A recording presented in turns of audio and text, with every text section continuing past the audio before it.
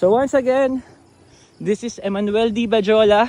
Right now is March 30, 2025.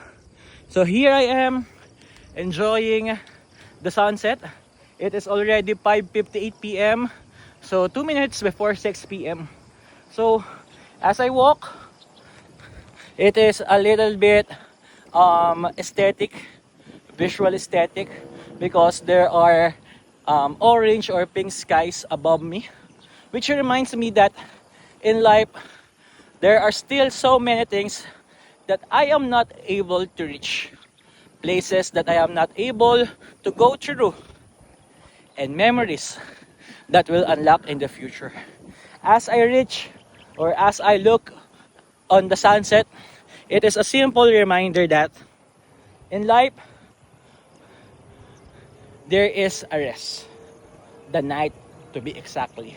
And when that night happens, just rest. Just like in our life, when there are problems, just take a seat, relax, rest.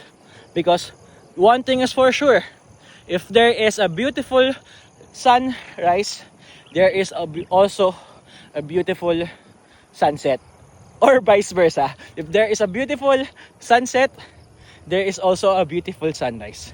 Just like in life, night will happen, cold, chilling one will happen, but in the morning, a warm sunshine will embrace us.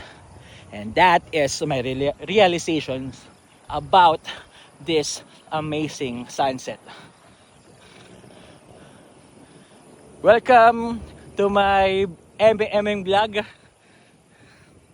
Thank you so much.